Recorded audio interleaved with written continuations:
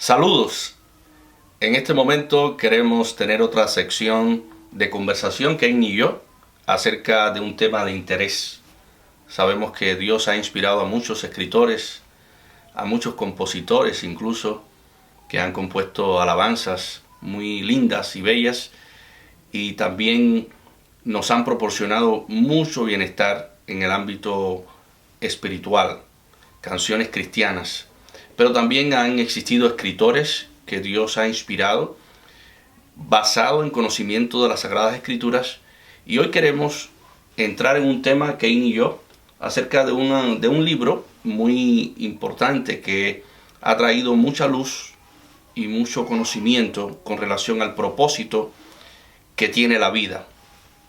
Entonces, Kane, háblanos acerca del tema del libro que vamos a compartir, el resumen del libro que vamos a compartir con nuestra audiencia para que puedan recibir este beneficio que nosotros recibimos al leerlo. Claro que sí, queremos presentar un resumen del libro Una vida con propósito. Fue escrito por el pastor Rick Warren y él dedica este libro a toda la raza humana y nos hace a todos reflexionar sobre la razón de la existencia humana, por qué estamos aquí. Y claro, este libro está basado completamente en la Biblia. Al leerlo, mi esposo y yo nos dimos cuenta que el escritor, el autor, estaba siendo asistido por el Espíritu Santo para poder esclarecer y explicar las Escrituras de una manera completa y en realidad mostrarnos cuál es el propósito por el cual el Señor nos trajo aquí a la tierra. Y este libro se ha vendido muchísimo. Es uno de los libros más vendidos. Se han vendido 100 millones de copias, ha sido traducido en más de 50 idiomas y básicamente lo que explica es que antes de que nosotros naciéramos, Dios planificó ese momento en nuestra vida en el cual conoceríamos a este mundo nuevo, y en su providencia Él quiso que descubriéramos ese don de la vida, que es algo dado por Él directamente, para que lo pudiéramos disfrutar aquí, pero sabemos también que tenemos la eternidad que Él ha grabado en cada uno de nosotros, que en realidad el propósito de nuestra vida es trabajar para esa eternidad. Una de las preguntas que responde el libro es: ¿para qué estoy aquí en la tierra? Y una de las cosas que debemos entender es que todo comienza con Dios. Él es nuestro creador. Él, antes de que nosotros naciéramos, tiene un propósito para nuestras vidas.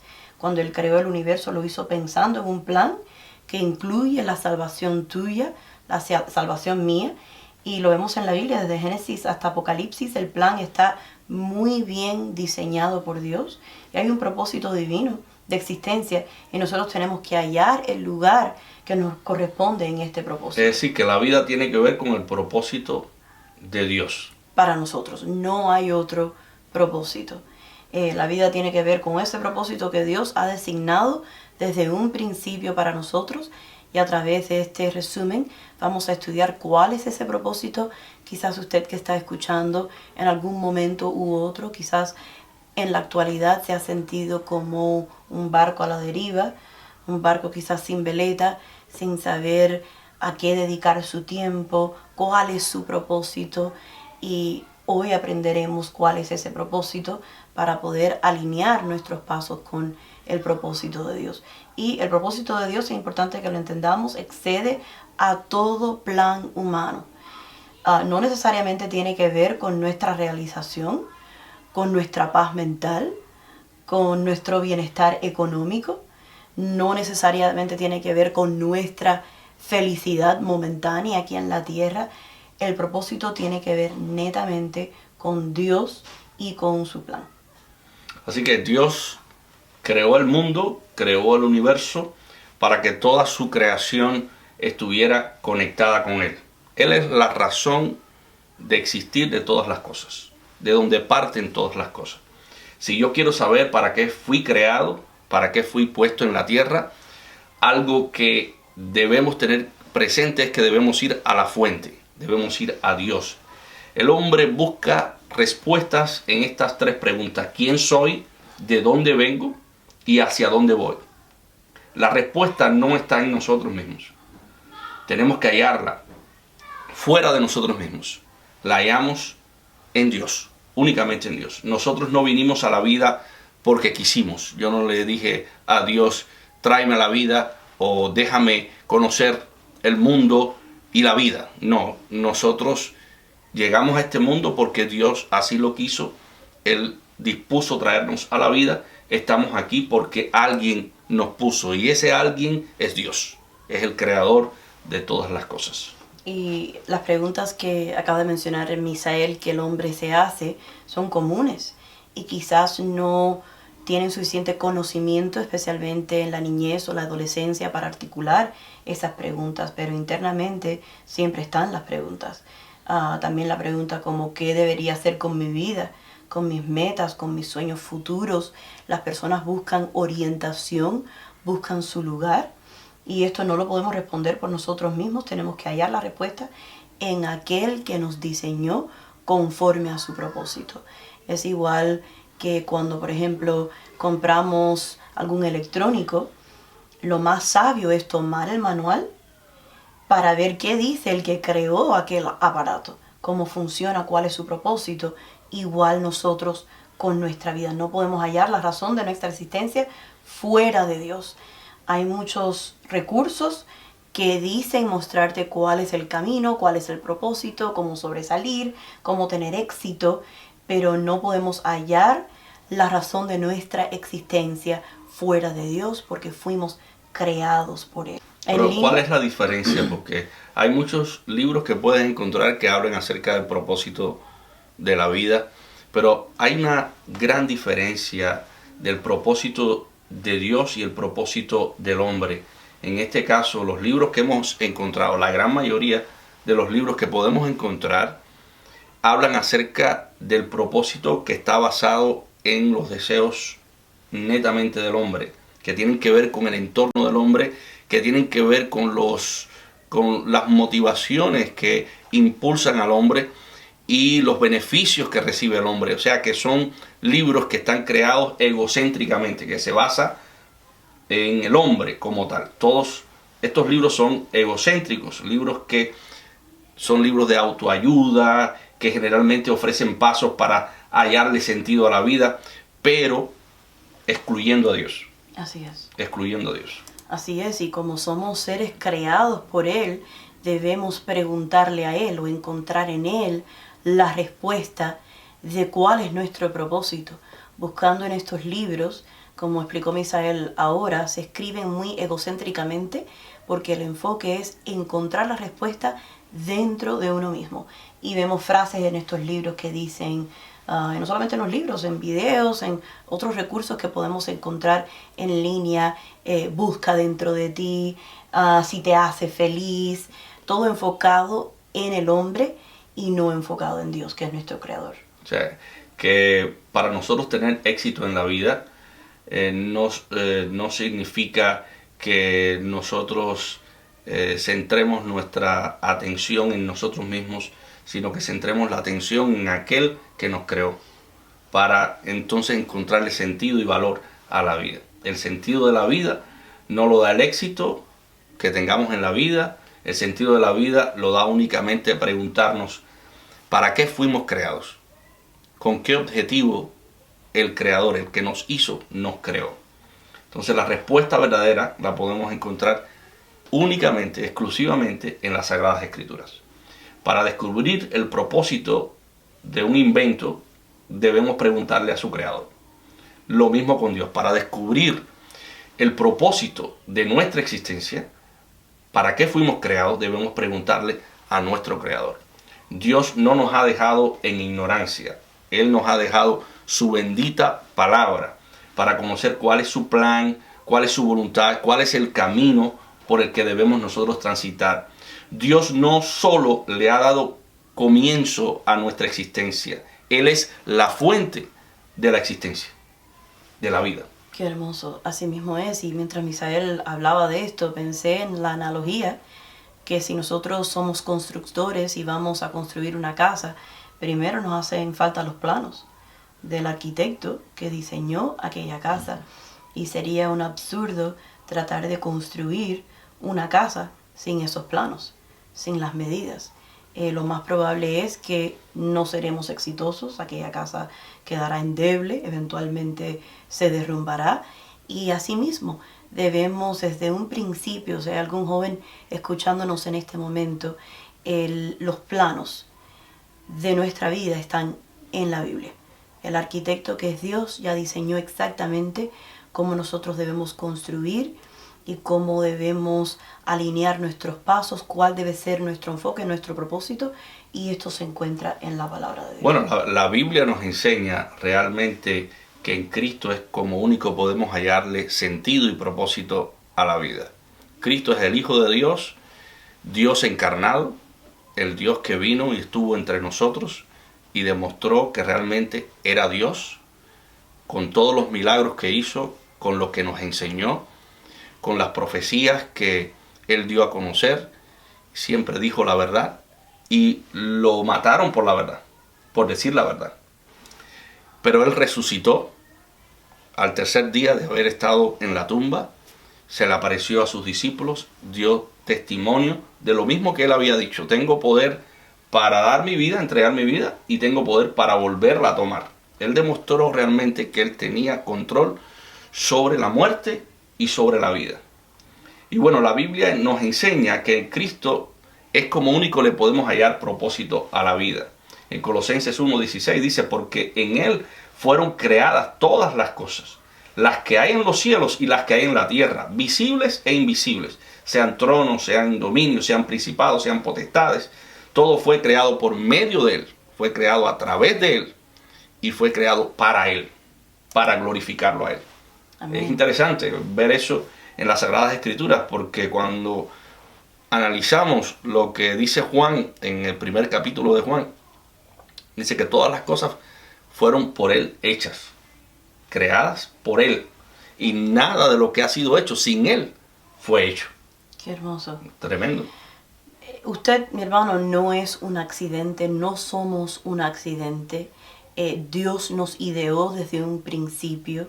Él sabía cuándo, en qué espacio del tiempo íbamos a llegar aquí a la tierra. Y un poco más adelante hablaremos de que una de los propósitos de la vida es probar qué tan enfocados nosotros vamos a estar en la vida eterna. Porque hay muchas distracciones aquí en esta tierra, pero ¿cuál es nuestro enfoque? Y en verdad tenemos, y si en verdad tendremos un enfoque fino, como diríamos, en la eternidad. El otro día estábamos viendo el progreso del peregrino con nuestros hijos, y es una analogía tan bella. Todo ese libro, cómo es presentado, se hace entendible para que los niños puedan percibir cuál es el proceso, cuáles son los impedimentos que nos encontramos en el camino para llegar al cielo.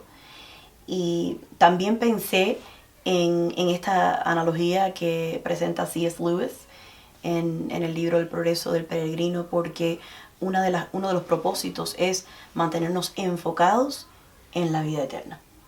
Dice Isaías 44:2, así dice Jehová, hacedor tuyo y el que te formó desde el vientre, el cual te ayudará. Él nos formó desde el principio en el vientre de nuestra madre. Cuando nosotros nos entregamos en sus manos, Él promete ayudarnos hasta el final para que podamos cumplir el propósito de nuestras vidas. Es decir, que no somos un accidente, no somos el resultado de algo que se haya creado de la nada. Así es. O sea, la nada no produce nada. Nosotros somos el producto, somos el efecto de una causa. Y no hay efecto sin causa anterior. La causa es la que provoca el efecto. Así es. Para los que nos escuchan, queremos reiterar lo que enseña la Biblia. Que nuestra vida no es una casualidad de la naturaleza. Dios, nuestro Padre, nos ideó, nos creó con amor. Él tiene un propósito para cada uno de nosotros y ayuda a pensar en esto. Puede que tus padres no te hayan planeado, pero Dios sí lo planificó.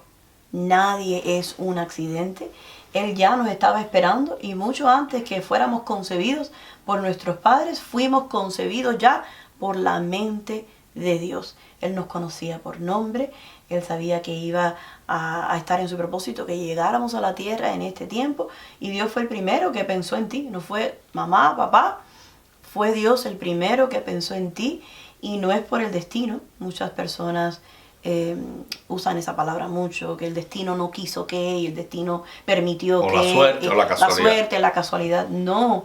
Estamos vivos porque Dios nos quiso crear. O sea que el Señor, al crearnos, Él se recreó en nosotros. Y al recrearse en nosotros nos creó con un propósito. Con un propósito que tiene que ver con Él, netamente con Dios. Entonces el Señor cumplirá su propósito en cada uno de nosotros. La vida se puede tornar amarga, difícil. Pueden existir heridas en el camino. Te pueden estas heridas llevar a cuestionar la existencia de Dios. Muchas personas se preguntan si Dios existiera, no existiera el mal, no existiera las calamidades que nosotros estamos viendo en el universo. Si Dios fuese tan bueno, yo no estuviese padeciendo esta enfermedad. O sea, las preguntas no respondidas pueden llevar a creer que tu vida no tiene sentido, que tu vida no tiene razón de existir. Pero sí, recuerda, Dios te creó no por un accidente, te creó con un propósito. Dios nos creó no por error. Nosotros no somos el producto de un error. Cada planta, cada animal, todo fue creado, planeado por Dios, y cada persona fue diseñada con un propósito particular que tiene que ver con Dios. Entonces el motivo de Dios al crearnos fue el amor. Dios nos creó porque nos amó. Esto es algo inconcebible que no cabe en nuestra mente, pero sí realmente podemos verlo a la luz de la realidad. El enfoque de su amor fuimos nosotros. Cuando la Biblia nos habla acerca de que Dios puso al hombre en la tierra, nos habla que Dios hallaría en nosotros que lo ínfimo, lo más pequeño de la creación, tuvo la dignidad, el honor de estar en una posición privilegiada, que no están los animales, no están las aves del cielo y todo el resto del reino animal. El hombre está por encima de toda la creación. Dios lo puso, le dio ese honor y esa dicha. Qué hermoso. Otra cosa que debemos considerar es que no encontraremos satisfacción plena hasta que vivamos el propósito de Dios para nuestras vidas. Puede ser que, para continuar con la analogía de algún electrónico, puede ser que yo consiga, no sé, un electrónico que es para tocar CDs, que dicho sea de paso ya los CDs ya no ni se usan, pero que yo trate de usar ese electrónico para escribir una carta, como si fuera una computadora. Ese electrónico no fue diseñado para eso. Igual sucede con nosotros. Sabemos que Dios nos ha creado con un propósito específico. Si yo trato de cumplir con otro propósito, ir en línea con otro propósito, sería como tratar de meter un cuadro en un círculo. Nos encontraremos frustrados, nos encontraremos sintiéndonos que estamos dando contra una pared, imposibilitados. Entonces podemos hacer la pregunta: ¿qué está conduciendo tu vida? ¿Qué está conduciendo tu vida? La vida de nosotros es conducida por algo, ya sea por, como explicó Misael, las heridas del pasado, puede ser por un problema, quizás una urgencia de pagos, quizás estamos endeudados y nuestra meta actual sea pagar nuestra deuda, y eso es lo que está conduciendo nuestra vida. Quizás conduzca nuestra vida un temor al futuro, o el temor sobre todo, que el propósito sea protegernos de todas las maneras habidas y por haber. Y además también somos conducidos también por los valores y por las circunstancias. Entonces estos son conceptos que las personas permiten que guíen su vida y encuentran su supuesto propósito en estos conceptos. Sí, vamos a hablar de cinco fuerzas, las fuerzas más comunes que pueden controlar y pueden conducir la vida de un ser humano. La primera cosa es la culpa. La culpa es algo que es netamente espiritual, intangible. No es algo que tú puedes observar, tocar, pero existe. Es algo espiritual que tiene que ver con lo intrínseco del alma, lo interior. Hay gente que se pasan toda la vida recordando heridas y escondiéndose de su vergüenza. Estas personas generalmente están sumidas, embarazadas en todas aquellas cosas, aquellas experiencias que tuvieron en un pasado, errores que otros cometieron y que tuvieron que ver directamente con su vida, y están ahora manchadas por el resentimiento, por la culpa. Y entonces estas personas que son controladas por la culpa dejan que su pasado controle su futuro. Todos somos producto de nuestro pasado, pero no tenemos que ser prisioneros, esclavos de nuestro pasado. El propósito de Dios no es limitado con nuestro pasado. Dios se especializa en darnos a nosotros un nuevo comienzo, y eso es lo importante. Si hay alguien en estos momentos que se siente culpable por algo que hizo, porque a veces el producto de la culpabilidad es porque otros nos provocó a reaccionar de una forma violenta, grotesca. Hay circunstancias que se tornan en contra nuestra y que nos impulsan, son como un motor impulsor que nos impulsan a cometer faltas. Y ahora, cuando ya pasa ese momento, esa emoción fuerte, y dijimos lo que no teníamos que decir y pensamos lo que no teníamos que haber pensado, sentimos la culpa. Entonces, ¿cómo nosotros lidiamos con la culpa? Muchas personas están siendo en estos momentos controladas por la culpa. O sea, es una fuerza tan grande que las personas dejan de vivir el presente para vivir el pasado. Son esclavos del pasado. Así es. Quiero hablarle a los jóvenes en este momento. Los jóvenes sufren mucho de lo que acaba de escribir Misael. Todas las personas en general, en algún momento u otro, hemos sentido culpa, pero especialmente los jóvenes, porque es una mentira que el enemigo susurra especialmente al oído de los jóvenes. Y joven que estás escuchando, en el nombre de Jesús te digo, Dios envió a Jesucristo a la tierra para darte el regalo de un nuevo comienzo. No es el propósito de Dios que tú vivas atado a tu pecado del pasado. Jesucristo te da un nuevo comienzo. Solamente tienes que venir a Él en arrepentimiento y fe, aceptar el sacrificio que Él hizo por ti en aquella cruz hace más de 2000 años y decirle, Señor Jesús, perdóname, me arrepiento. Y recordar que el arrepentimiento es dar una vuelta en U, es no volver a cometer el mismo pecado.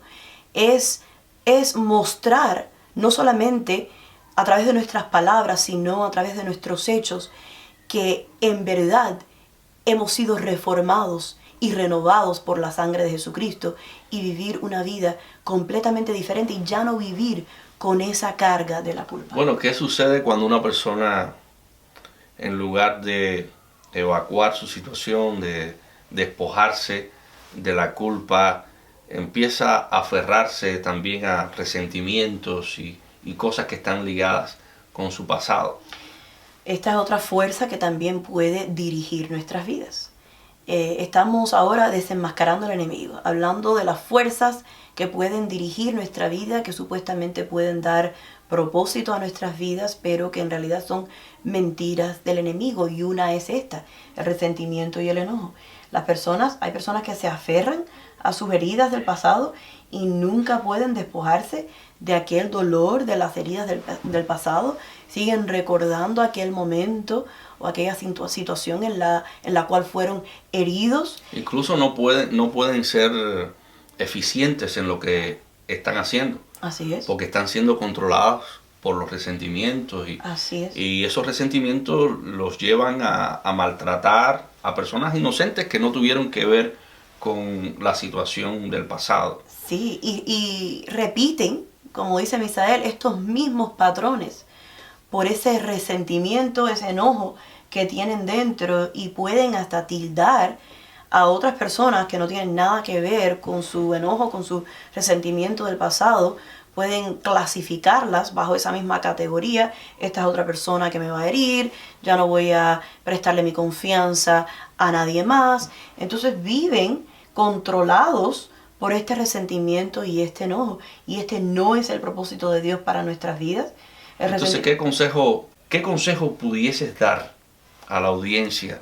¿Cómo nosotros podemos lidiar, resolver esta situación de resentimiento? Cuando el resentimiento llega, que no puedes perdonar a la persona que te hirió y que eso te está llevando a ser ineficiente en lo que estás haciendo. ¿Qué consejo le puede dar a una persona que está llena de resentimiento? Sí, cuando la fuerza del resentimiento y el enojo es la que está dirigiendo nuestras vidas, es importante que recordemos que no debemos perpetuar el pasado. Los que le han herido en el pasado ya no pueden continuar hiriéndole en el presente, a menos que usted deje o permita que esa memoria siga haciendo crecer ese resentimiento y ese enojo. Y hay una verdad que todos debemos conocer, es que el resentimiento siempre nos daña a nosotros más, le va a dañar a usted más que a la persona que lo hirió, porque es peligroso, porque pueden crecer las raíces de amargura. Y dice, según la palabra de Dios, dice que estas raíces de amargura pueden contaminar a otros. Y cuando hablamos de raíces, las raíces, si pensamos en un árbol, el árbol es mucho más grande debajo de la tierra que encima de la tierra. Todos hemos visto las imágenes de un árbol, que quizás en la clase de ciencia lo hemos aprendido. Vemos el árbol por encima de la tierra y las raíces por debajo. Y son mucho más largas, grandes, frondosas, fuertes.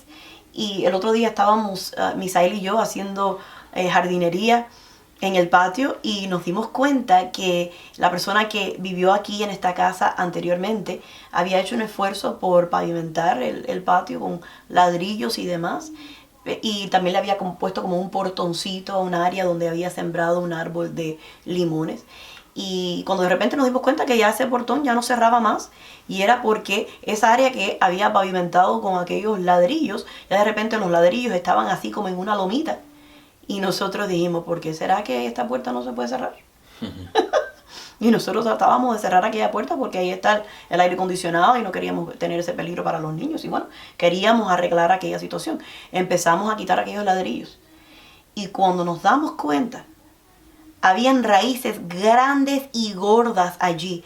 Y en el patio tenemos un árbol que está lejos de allí. Está en el otro lado del patio. Y hay otro que está del otro lado de la cerca. Y entonces, figurativamente, nos arrascamos la cabeza y dijimos, pero ¿y estas raíces de dónde vienen? Resulta que, atando cabos y usando la lógica un poco para entender dónde venían, esas raíces pertenecen a un árbol que no está ni en nuestra propiedad.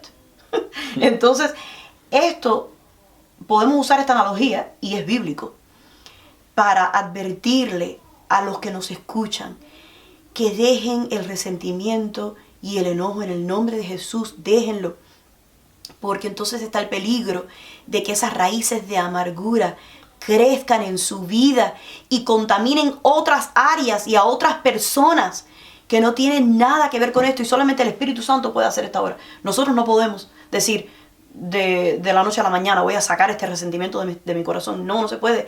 Hay que orar y pedir la asistencia del Espíritu Santo, y si lo hacemos, el Señor nos escucha y una buena mañana despertaremos limpios. Como dice la Escritura, mirad bien, no sea que alguno deje de alcanzar la gracia de Dios, que brotando alguna raíz de amargura os estorbe, y por ella muchos también sean contaminados. Así es. Mientras estaba hablando de las raíces, estaba visualizando una persona llena de rencores y resentimiento y de enojo. Que esas personas que generalmente están llenas de enojos están imaginando aún más ofensas de las que recibieron. Y esas son las raíces que va echando el resentimiento en nuestro propio corazón. Son raíces en que uno es víctima de esos sentimientos mezquinos y no puede nunca experimentar lo que es la verdadera paz y el verdadero gozo. Y una persona así no puede hacer feliz a la persona que está a su lado. Esto es algo que contamina a toda aquella persona que entre en contacto con él o con ella. Entonces tenemos que dejar el resentimiento. Como dijera alguien, deje de llorar lágrimas frescas por lamentos viejos que ya no pueden cambiar. Como dice el salmista también, que da una clave para combatir el resentimiento y el enojo, dice en el Salmo 37, versículo 8, deja la ira y desecha el enojo. Tenemos que proponernos dejar la ira y desechar el enojo. Dice, no te excites en manera alguna a hacer lo malo.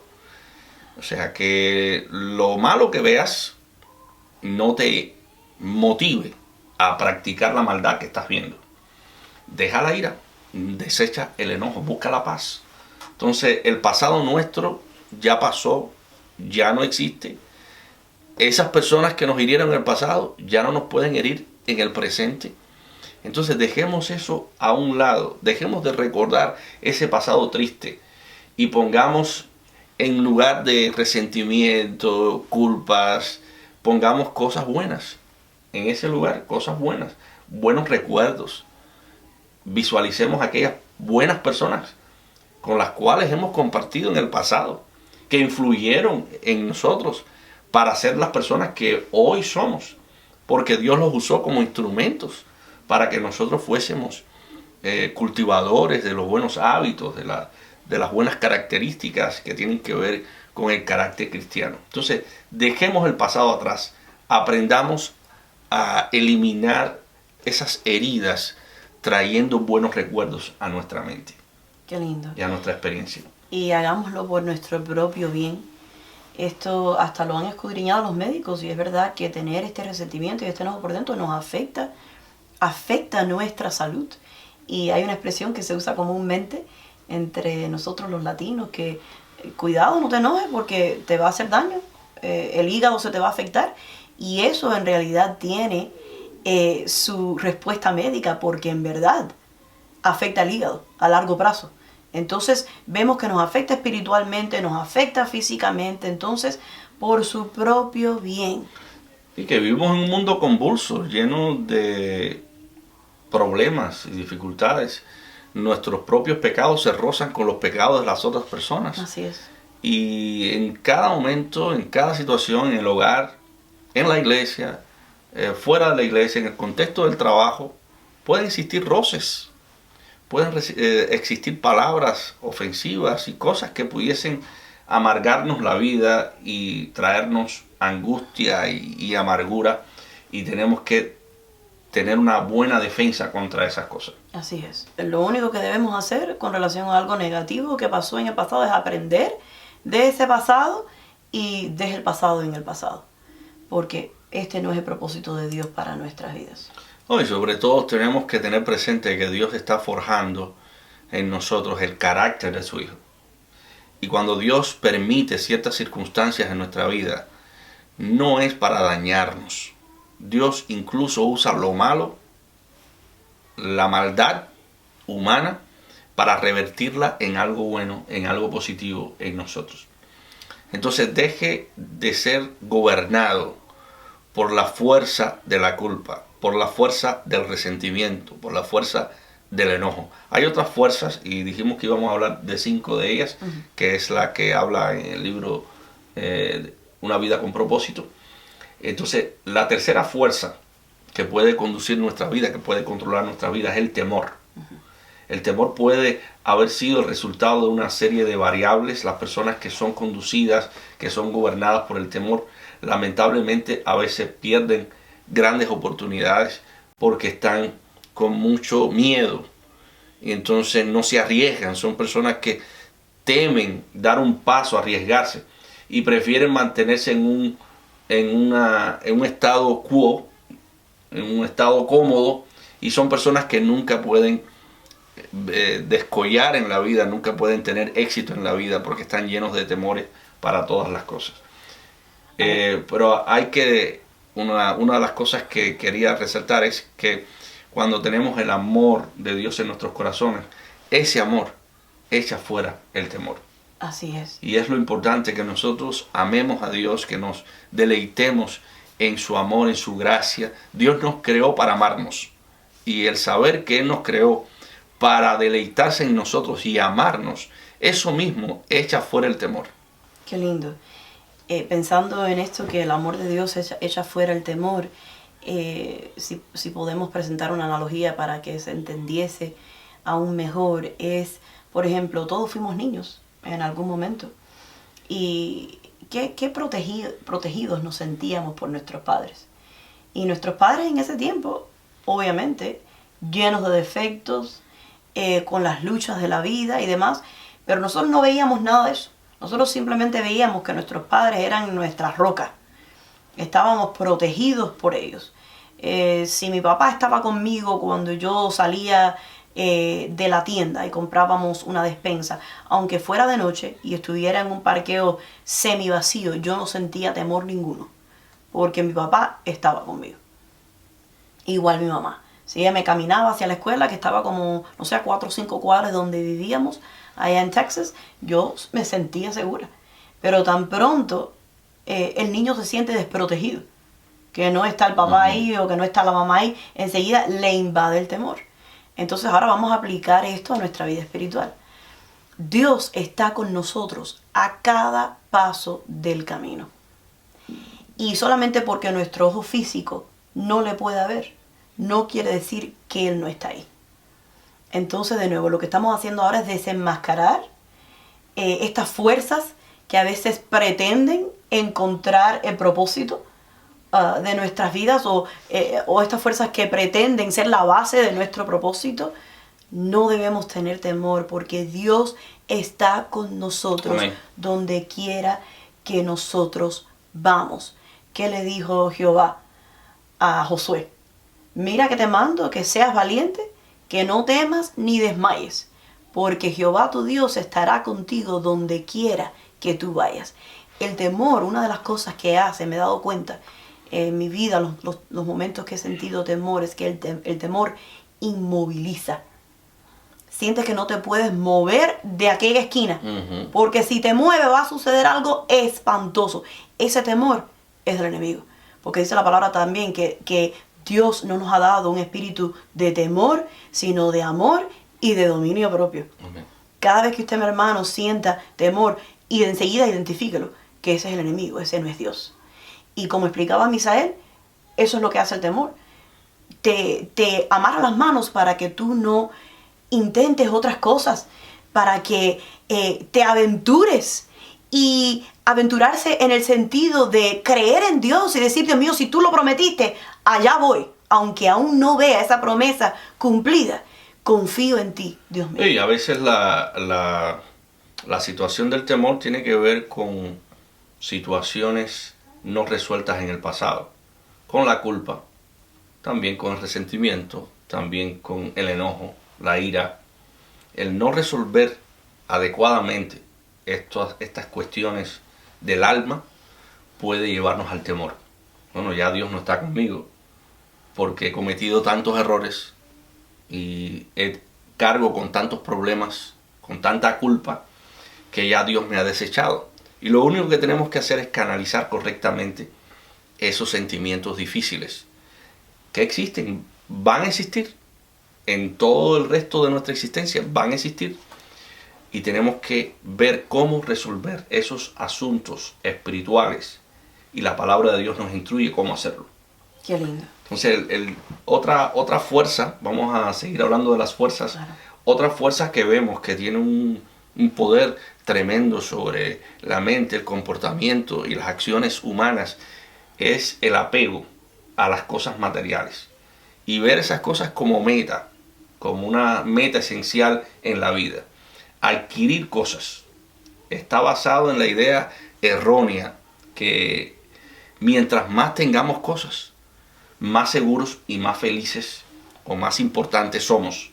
Esta idea es falsa, totalmente falsa, porque las posesiones pudiesen proveer algún momento de gozo, de alegría, pero temporalmente estas cosas con el uso se echan a perder y cambian eventualmente.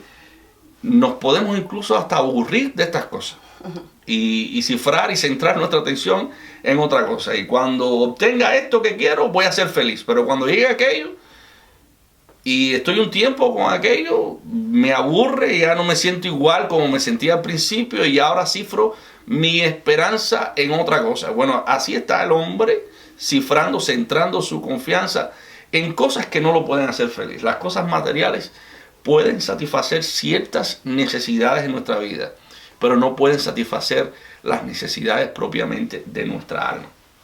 Es un mito que si tengo más, seré más importante. Muchas veces las personas dicen, no, yo tengo que tener el carro del año, tengo que tener la casa más nueva que el vecino, la casa mejor, en mejores condiciones, con el mejor jardín, y cuando tenga todas estas condiciones me voy a sentir mucho más feliz, pero es un error, es un mito. El valor de las cosas no es proporcional con el valor que nosotros tenemos como seres humanos.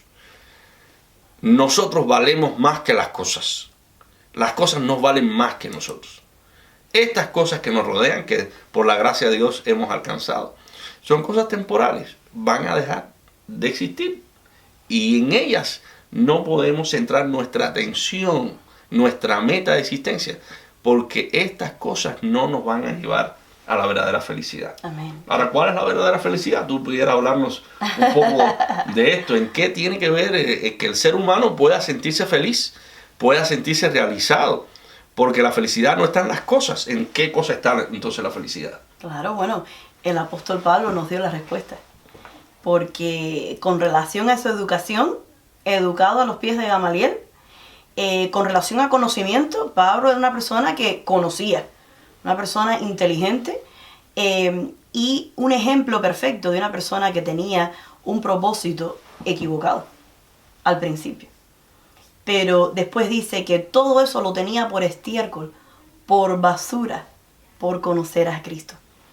Entonces en Cristo, el conocer a Cristo es lo que proporciona verdadera felicidad. O sea que él mismo fue capaz de adueñarse del criterio que la vida cristiana consiste en atreverse a perderlo todo para ganar a una persona. O sea, poner en riesgo todo el currículo que Pablo tenía de educación y la cantidad de idiomas, lenguajes que él conocía. Era un letrado, era una persona muy capaz, era religioso, era fariseo de fariseo, era un intelectual, era una persona que había cursado en el campo del saber, en muchos campos. Sin embargo, Pablo dice, yo no quiero nada de esto, esto lo tengo como estiércol, lo tengo por basura, soy capaz de perderlo todo por ganar a Cristo. Entonces el sentido, el propósito de la vida y el deseo de alcanzar la felicidad y la meta de la felicidad, Pablo la encontró únicamente en una persona. En Cristo. Entonces, esa persona tiene que ver directamente con nuestra felicidad. No hay más nada. Amén. Es Cristo. Eso está tan hermoso. Bueno, y el mismo Cristo dijo que la vida del hombre no consiste de la abundancia de los bienes que posee. Esto es una enseñanza que Él mismo vino a traer. No consiste en tener más cosas materiales para así nosotros tener más valor. Las personas que piensan así, cuando les faltan las cosas, se deprimen, se decepcionan y hasta llegan a privarse de la existencia. Y bueno, lo hemos visto ahora que la economía está en un desacierto serio por todo lo que ha sucedido en el país y lo que actualmente está sucediendo en el país, y las personas han perdido sus bienes materiales, han fundado toda su confianza en eso, ha bajado la tasa de valores, han perdido sus inversiones, y las personas, cuando ese es el propósito de su vida, esa es su identidad, se deprimen, se decepcionan. Entonces es un mito que la idea de que el dinero me va a hacer más seguro. Así es. ¿Por qué? muchos ya han perdido su trabajo, su negocio, su cuenta bancaria. Son situaciones incontrolables que llegan y aquello en lo que habíamos cifrado nuestra confianza, nuestra esperanza, nuestra seguridad, se desborona así.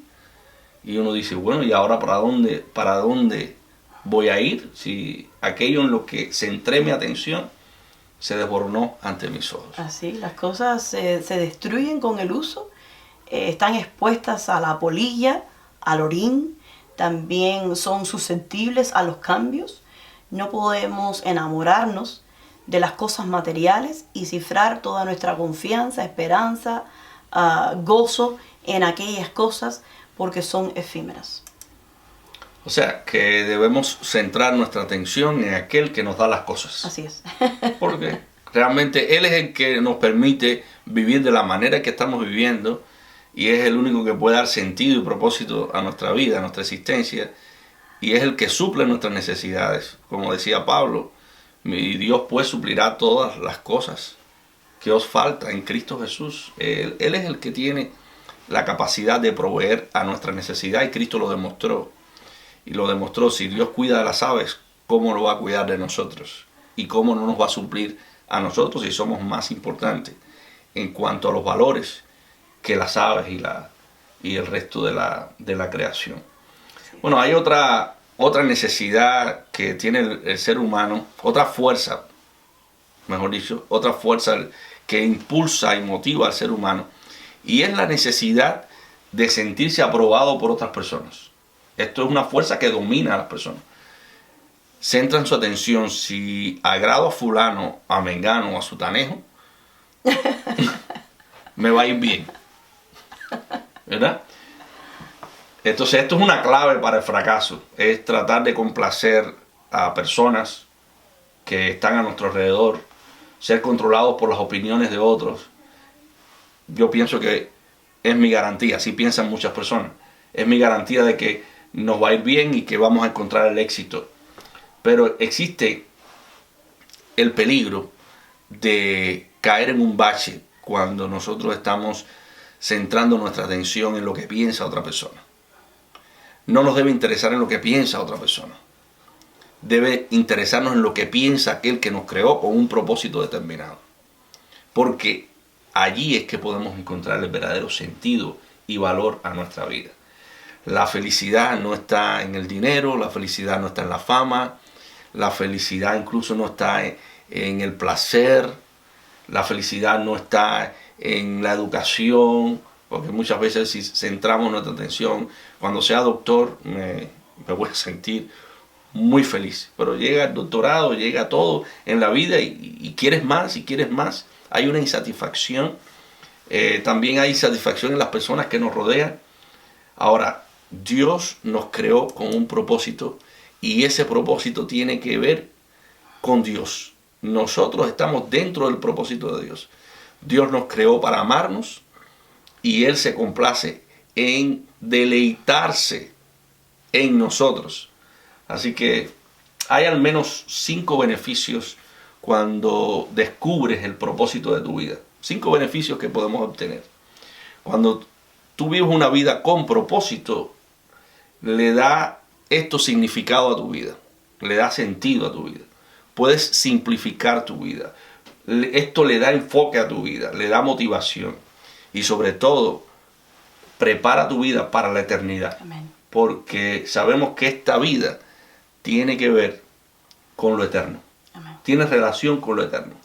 Porque fuimos creados para vivir eternamente. Cuando entendemos el propósito de Dios, tenemos que ir a lo eterno. Qué lindo. Cuando Misael decía esto, visualicé la analogía que se pinta con un pomo de cristal, puede ser, y tenemos fuera de esa vasija piedras grandes, también tenemos piedrecitas más pequeñas y también tenemos arena. Entonces pregunta el que está presentando esta analogía, ¿no? ¿Puedo hacer caber todas estas cosas aquí adentro de esta vasija? Y entonces la audiencia dice, no, porque son demasiadas cosas. Entonces él primero mete la arena, después mete las piedras chiquiticas y ya después hace un intento por meter las piedras grandes. y obviamente las piedras grandes no caben. Pero explica que si metemos las piedras grandes primero, que es el propósito del que hablaba Misael, que es bíblico, metemos eso primero, conocer a Cristo y vivir para Cristo, esas son las piedras grandes, mete eso primero y ya después mete las piedrecitas chiquititas. Hay necesidad de hacer todas las otras cosas, necesidad de trabajar. Es importante educarnos para poder trabajar y vivir para su reino, también ayudar a su reino. Es importante hacer todas las otras cosas que son como la arenita. Hay que comer, hay que cocinar, hay que ocuparse de los hijos, hay que ocuparse de todo. Pero ya eso viene después de que nosotros nos hemos ocupado de lo más importante. Sí, como dice la palabra, buscar el reino de Dios y su justicia, primeramente, antes que todas las cosas, y todas las demás cosas vendrán por añadidura. Qué lindo. Y cuando él termina este experimento, este ejemplo, en verdad pudo meter las piedras grandes, después metió las piedras pequeñas y después la arena, y meneó un poco aquella vasija y todo cupo perfectamente bien. Entonces, esta es un llamado a dejar las distracciones y a priorizar el reino de Dios, el conocer a Jesucristo, el hacer su voluntad, el recordar que estamos aquí de pasada solamente y que tenemos un propósito y que nuestro hogar está en la eternidad, allá en el cielo. O sea que tenemos que poner nuestra atención en aquellas cosas que tienen un valor en la eternidad. No son cosas temporales, son cosas eternas. Entonces tenemos que enfocarnos en aquellas cosas que van a repercutir en nuestra eternidad. El uso más sabio del tiempo es edificar un legado eterno. Nosotros somos temporales, tenemos un tiempo. En este escenario tenemos un tiempo. Fuimos puestos en la tierra para no ser recordados. Fuimos puestos en la tierra para prepararnos para la eternidad. Un día estaremos ante Dios, ante el tribunal de Dios, en esa auditoría que el Señor va a hacer, en ese examen final antes de entrar a la eternidad, porque sabemos que unos van para un lugar, otros van para otro, pero ambos lugares tienen esa característica de eterno, de eternidad. La Biblia dice que cada uno de nosotros comparecerá ante el tribunal de Dios, y dichosamente Dios quiere que nosotros pasemos ese examen y conozcamos en la palabra de Dios cuál es su voluntad para con nosotros y nos preparemos para nuestra eternidad. Qué lindo. Entonces vamos a hablar ya del propósito. Ya hablamos de las falacias, ¿no? De aquellas fuerzas en las cuales a veces fundamos nuestra vida, erróneas. Y ahora vamos ya a empezar a hablar del propósito. Y según el propósito de Dios fuimos hechos para vivir para siempre. No en este cuerpo, pero fuimos hechos para vivir para siempre. El famoso presidente de los Estados Unidos, Abraham Lincoln, dijo en una oportunidad: ciertamente Dios no hubiera creado a un ser como el hombre solo para que viviera un día. No, el hombre fue creado para la inmortalidad.